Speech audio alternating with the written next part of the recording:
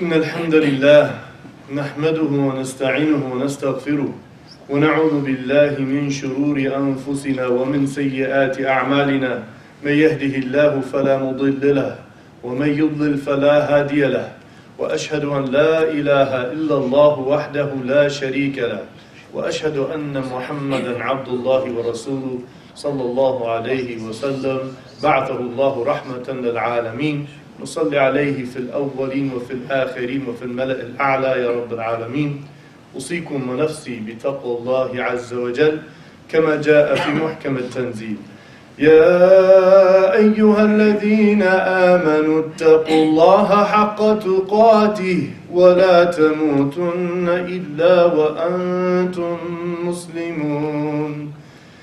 Brothers and sisters, we begin with praise and gratitude. We are all blessed with life. We are all every day blessed with so many favors that surround us all. And when we look around the world and we see what happens in so many places that you couldn't have imagined would happen, if you would have just thought for so many people across the world in New Zealand and elsewhere, people who thought everything was comfortable and fine for them. They thought, inshallah, I have my life and my daily schedule, I have my family, and then all of that can come to an end, and you cannot plan for it. And so last week we talked about the crucial importance of knowledge, seeking knowledge from its sacred sources. And I'm going to make a caveat before today's sermon that the reality is that Muslims have begun taking Islam as custom or as entertainment. As custom in terms of the rituals and the rules and regulations, we hear so-and-so and so-and-so saying that's haram and you need to do this and you should do that. And we never ever really actually learned the ayah or hadith on the subject. Our scriptural basis is not there. Or we listen to these long things about alamatus sa'a and qisas al-anbiya, and we're just learning stories for basically some sort of religious entertainment. And many of the khutaba, and I found this while I was overseas, they teach all kinds of stories of spurious stories that really have no authenticity behind them, but they want to keep everybody interested. And so they're finding books that have fabricated and ridiculous stories, but they sound really interesting. And so people are coming in to have some halal entertainment. It is time for all of us to convert to Islam, to choose this message based upon conviction, based upon an actual basis of knowledge. That's what made me want to convert. When I studied the Quran, when I studied the life of the Prophet ﷺ, I wasn't thinking at the beginning, I want to become some scholar or imam. That actually didn't even happen until 3 years into being in Kuwait, about 5 years after studying Sharia and Islamic sciences with many scholars and through many, many books. At that point I thought, well, maybe I should do something with this. I was just really interested, and people made it easy for me. Allah Azza wa Jal made it easy for me through these people to take this path of seeking the sacred sciences and sitting with these diverse group of scholars, which is important as well, because we are not an ummah of nationality or one scholar thought. Whoever is teaching that is harming this ummah. We are a rich, vast legacy of knowledge, and we should appreciate it. So the story is, women are somehow demeaned through Islam. Islamic teachings lowers the value of women. Islamic teachings make women lesser, oppress women. This is the story. It has been spread as one of the main narratives of the Islamophobic message all over the world. So today I would like to bring some authentic texts to show us that that is exactly not what is being said in the Quran and the Sunnah of the Prophet ﷺ. I'll start with one simple hadith, that a man came to the Prophet ﷺ and was asking about a specific ruling that could be for men and women, and in his mind he thought maybe it's different for men and women. And so then the Prophet ﷺ answered him, he said, إِنَّمَا النِّسَاءُ شَقَائِقُ الرِّجَالِ. He said, the reality of women is that they are just like men. And in the sharh, the scholar said, أَمْثَالُهُمْ وَنَظَائِرُهُمْ. That they are just like men. They should be treated similarly in whatever I say. And the scholars of Islamic legal theory said, unless there is a very clear distinction that this ruling is for a man or male group or a woman group, then it should always be understood for everyone. And so there's no question that men and women are different. They have different biology, they have different mental functions. This is established biological science. At the same time, men and women are equal as souls living in this test on earth with spiritual value. And so some women came to the Prophet ﷺ and they said, it seems that, the Quran is talking about men. And we get the feeling, because in Arabic when you say a jam'u mudhakkar, salim, you have this basically, it looks for men, but it could be understood men and women. So some of the women, they had this audacity to ask the Prophet ﷺ if God would single them out. And so right then and there, Allah revealed an ayah from Surah Al-Ahzab. إِنَّ الْمُسْلِمِينَ وَالْمُسْلِمَاتِ وَالْمُؤْمِنِينَ وَالْمُؤْمِنَاتِ وَالْقَانِتِينَ وَالْقَانِتَاتِ, so forth, صَادِقِينَ and so forth and so on. So then God revealed a verse, a very long verse, almost half a page. And it says, those who submit to the will of God, male and female, those who truly believe in and have secured their souls in male and female, those who are obedient, male and female, those who are honest and genuine, male and female, those who are patient, male and female. And he goes on, and at the end he says, عَدَّ اللَّهُ لَهُمْ مَغْفِرَةً وَأَجْرًا عَظِيمًا. And at the end of the ayah he says, God has prepared for all of these type of people a great forgiveness and reward. And so this is, how the women felt about engaging the prophetic truth. So is it correct to say women can and have been and will be superior to men in many situations? Yes, and that's very clear in the ayah that says, إِنَّا خَلَقْنَاكُم مِّن ذَكَرٍ وَأُنثَى وَجَعَلْنَاكُم شُعُوبًا وَقَبَائِلَ لِتَعَارَفُوا إِنَّ أَكْرَمَكُمْ عِندَ اللَّهِ أَتْقَاكُمْ. So some people think that men here, when it says min dhakarin wa untha, that it only is referring to that you were created from a male and female, Adam and Hawa, Adam and Eve. But it also means you have all come forth as male and female, right? And so all of these different people, male and female, the best among them has nothing to do with male or female, or this tribe or that tribe, or this color of the skin or that color of the skin. Rather, what matters and what differentiates you is piety. And when the Prophet ﷺ was asked about where piety is, he did not point to any other part of his body but this one. He said, here is where the piety is. Meaning, who knows where the piety is at? عَلِيمٌ بِذَاتِ الصُّدُورِ فَلَا تُزَكُّوا أَنفُسَكُمْ هُوَ أَعْلَمُ بِمَنِ اتَّقَى. So don't claim for yourself some sort of superiority or some piety or some special delineation without divine order. Imam al-Dhahabi writes this beautiful treatise of gathering all of the narrators who've been found having weaknesses in the various level of weaknesses in terms of who they were, their character, how well we know them. And he's basically categorizing those narrators that said, I've narrated a hadith and we cannot rely on them, right, in this book. In the intro, he says, there has never been any muhaddith, scholar of hadith sciences, that found a woman to have narrated hadith and have been found to be a liar. While there are dozens of men who have narrated hadith, and by the way, there are over 8,000 women that we have recorded who have narrated hadith. So don't think, oh, well, there were just 5 women, and so none of them were liars, right? No, thousands of women have narrated hadith. I'm here to tell you, something happened in the last few centuries, specifically as a result to a very hypersexual colonialism force that came from Europe to the Muslim world. Some attitude was developed and went to an extreme in terms of men and women and value and interactions and all of that, that is not originally the way the Prophet ﷺ and his companions and for many centuries after that were. They didn't understand it in such a way. So Imam al-Shawkani is just 200 years ago in Yemen, one of the great scholars of the recent age. Many scholars see him as his own madhab. They said he's mujtahid mutlaq. He's of the great scholar that can issue knowledge in every field of category. So he was narrating in Nail al-Awtab, which is his greatest treatise on comparative fiqh of hadith. And he said in there, this strange attitude that people have about women teaching, he said, there has never been any woman that we rejected her hadith because she is a woman. Meaning, women can teach the religion. And so he's making that point 200 years ago that there's something weird happening here. And I, as a scholar looking into the classic references, don't see this. And then he concluded by saying, many of the great teachings of Islam we all follow. We're all following them because some woman at some point taught somebody that teaching.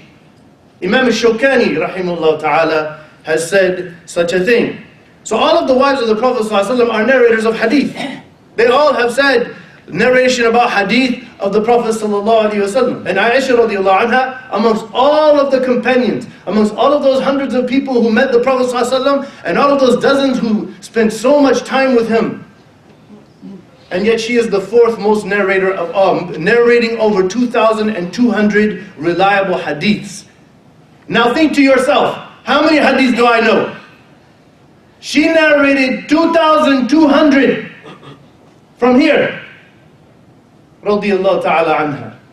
This is what kind of scholarship we have. Ibn Taymiyyah, we talk about him a lot, but nobody knows that two of his main teachers were women. And he used to sit and learn from them.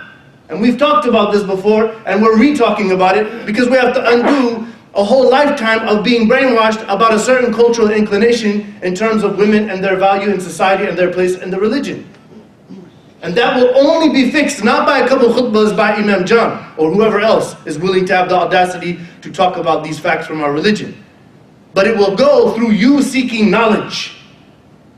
Seeking knowledge will solve all of our problems from A to Z. The problems of the Muslim world is a lack of sincere knowledge and just taking a hand-me-down culture, assuming we're Muslims and that's Islam, and really not knowing about it. So this is a very important, crucial reality. So I will mention one more point. So many brothers in my years as being a Muslim, they're trying to teach me that as Muslims, you don't refer to a woman by her name. There are dozens of authentic hadith in which the Prophet ﷺ, Abu Bakr and Umar and all of the rest of them, calling upon other women by their first name in the hadith. Who is to say that's wrong and why? Who are you? What the heck is going on in our ummah? This urgency needs to be felt by everyone sitting here. We are the beginning cause of Islamophobia, and I said it. We have to be serious about saying I'm Muslim and then stand up and learn it and live it. Then all of the people will see the beauty and the light of Allah Azza wa Jal, and they'll be like, wow. وَيَدْخُلُونَ فِي دِينِ اللَّهِ أَفْوَاجًا كَمَا حَدَثَ فِي عَهْدِ رَسُولِ اللَّهِ صَلَّى اللَّهُ عَلَيْهِ وَسَلَّمَ. Those companions all had families just like you and I. They all had businesses just like you and I. Don't let the secular powers fool you. But yet they were dedicated to nurture their shahada, their declaration of faith, through a deep yearning and learning of this sacred sciences that was revealed to them through the Quran and the example of the Prophet sallallahu alaihi wasallam. So I'm going to narrate some of the authentic hadith from Bukhari and Muslim, found in a book called Tahrirul Mar'a fi Asr Risala.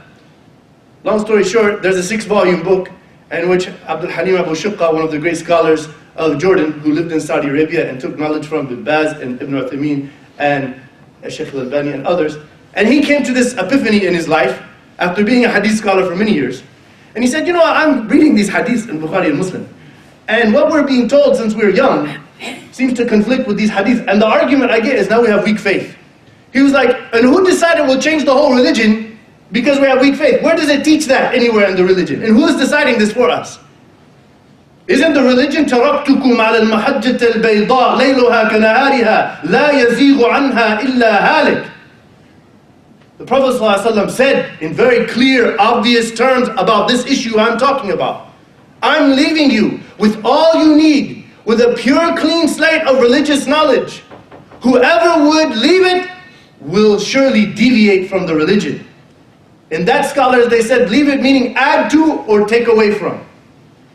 And so there is no, oh well now we have weak faith, so now we'll change the whole religion up because some people who are clearly weaker in knowledge than the people of the time of the Sahaba radiallahu anhu are deciding this idea for us.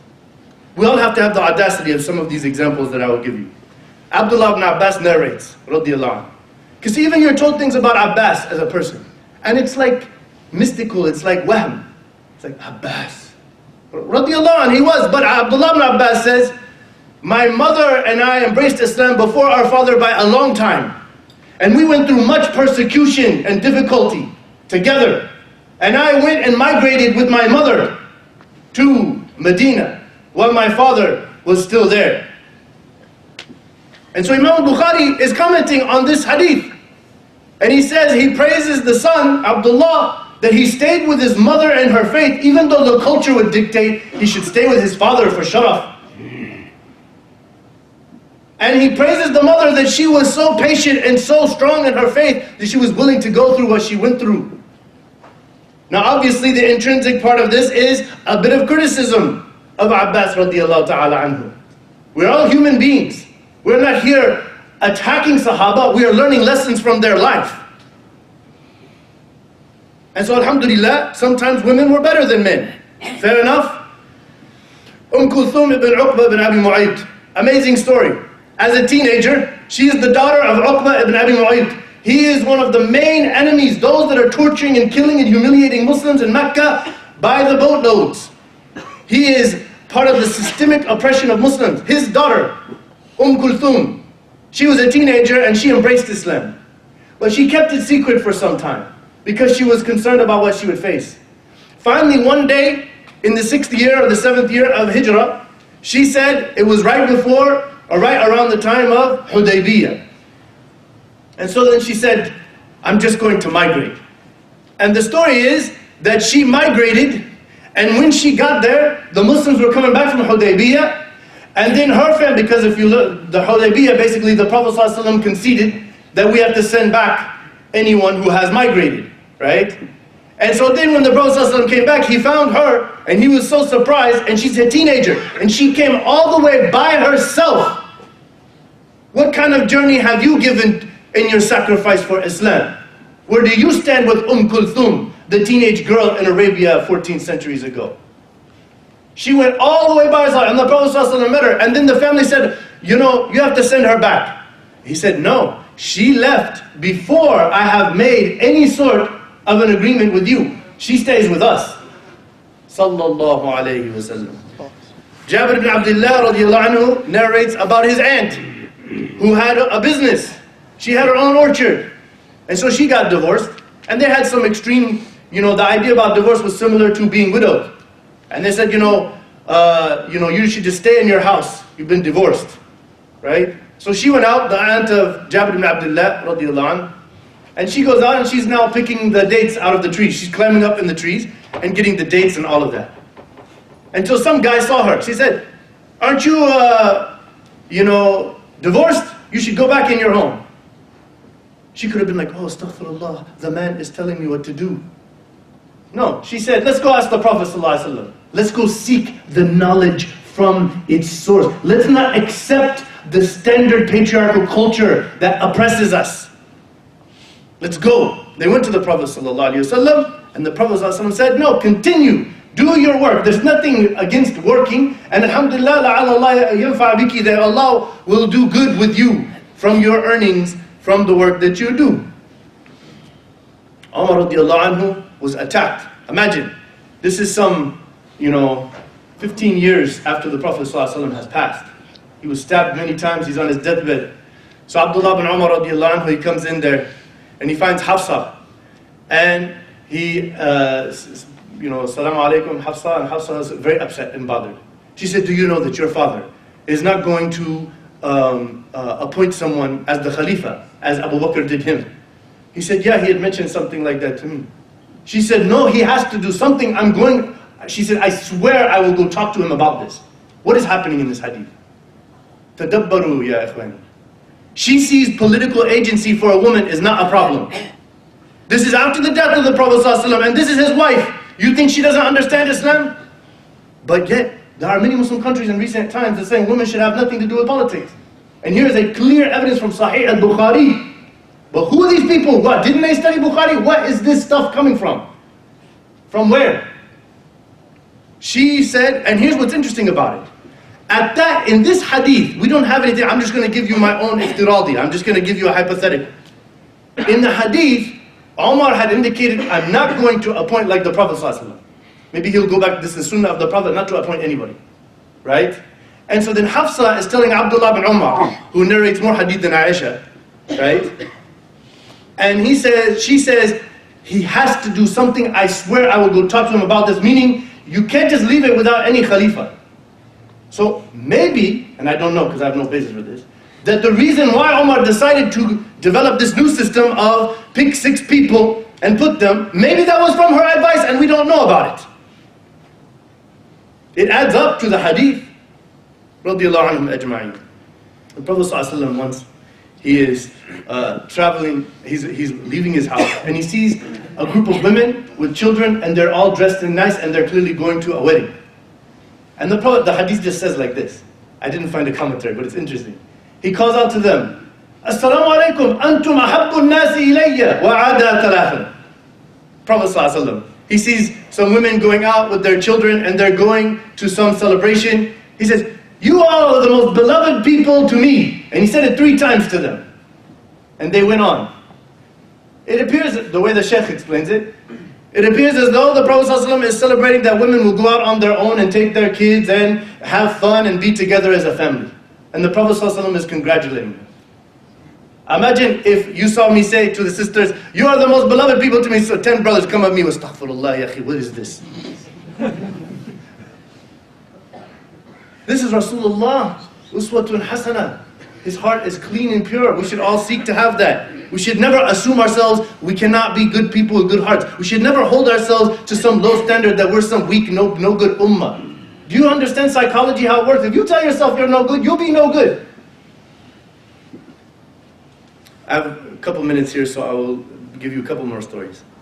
One story is an African woman. She used to clean up the mosque of the Prophet ﷺ. And the hadith says, Imra'a Sauda. There was an African woman that she was cleaning up the mosque. One time the Prophet ﷺ came back from a journey and he didn't find her for a couple of days, and he asked the companions, where is the woman that we see? She's usually around here cleaning up. And the companion said, oh, you know what, she passed away a few days ago. And the Prophet ﷺ said, Adaytumuni, you all have offended me by not telling me of such a special person who her work is making, this is yu'azzam sha'ar Allah fa inna min taqwa al-qulub, that it is making this piety in the cleaning of the mosque is something very beautiful and we should appreciate. And we should not see her as some small person, oh, she just died whatever a couple days ago. So they took her there, and it says, Salla alayha. It seemed like the Prophet prayed another janazah on her. Sallallahu alayhi wa sallam. And I'll conclude with one more story. If you know our history, Hajjaj ibn Yusuf, this was a man, Allah alayhi ma yastahiq, who did things that are very, very terrible. And people were very scared of him as a dictatorial Khalifa. And he, because Abdullah bin Zubayr, he basically took the allegiance from many, many regions, including the Haramain, that he is the Khalifa. And so Hajjaj came and fought and attacked Mecca, and attacked the Haram, and finally killed Abdullah bin Zubayr and actually put him up on a crucifix. So then he goes into his mother. Abdullah bin Zubayr's mother is there in her house. And she's a very old woman. And some scholars say she was blind. And he tells her, you see what I had to do, unfortunately, with the enemy of Allah. Her response to him was, it looks to me that you have ruined his worldly aspirations while he has ruined your permanent hereafter. And then she said to him to his face, imagine all of these dictators we have right now, this guy is up there and worse than them. And then she said to him, the Prophet ﷺ once told us that there, from Thaqif, his tribe, there will come a great liar and a great oppressor. The great liar, we all knew him, he was Musaylama al-Kadhdhab. But now I have no doubt in my mind, standing in front of me is the great oppressor. Allahu Akbar. Which one of us has that audacity? And the power that came forth from this old woman, he turned around and walked out and didn't say another word. رضي الله عنها. أقول قولي هذا وأستغفر الله لي ولكم فاستغفروه فإنه هو الغفور الرحيم.